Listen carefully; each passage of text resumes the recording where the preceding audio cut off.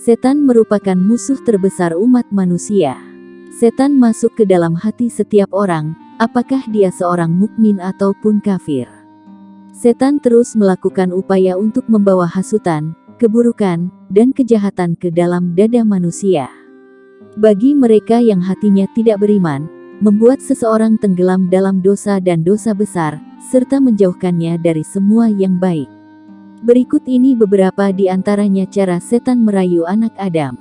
Pertama, tazyin, atau kamuflase menghiasi perkara seolah baik. Setan tidak mengarahkan seseorang kepada dosa dan kejahatan, melainkan menghiasinya secara bertahap, misalnya ketika seseorang mendengar azan pada malam musim dingin dan berkata kepadanya, "Tetap santai di tempat tidur, kamu lelah dan capek." Kedua, talbis, atau menipu.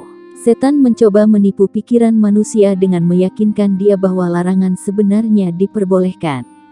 Sebagai contoh, seseorang ingin mendapatkan pinjaman berbasis bunga dari bank untuk membeli rumah atau apartemen.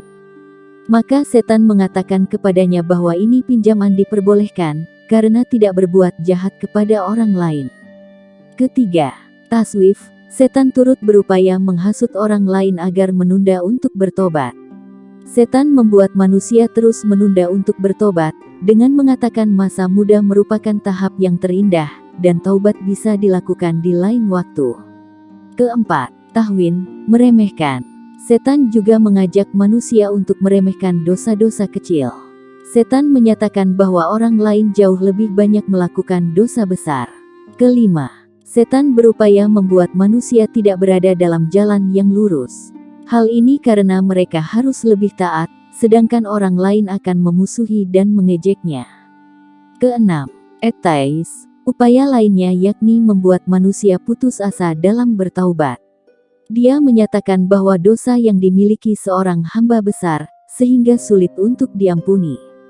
Ketujuh, setan turut dapat hadir pada manusia yang dalam keadaan marah. Dia datang melawan pikiran orang yang waras. Kedelapan, dia menjadikan manusia tinggi angan-angan, mendorong manusia takut akan kemiskinan, kemudian dia menghasut manusia untuk dapat kaya dengan jalan yang haram. Kesembilan, setan juga membuat indah keburukan manusia, dan tidak toleran terhadap yang lain. Dia terus membuat orang lebih fanatik, dan memotivasi manusia agar merendahkan orang lain.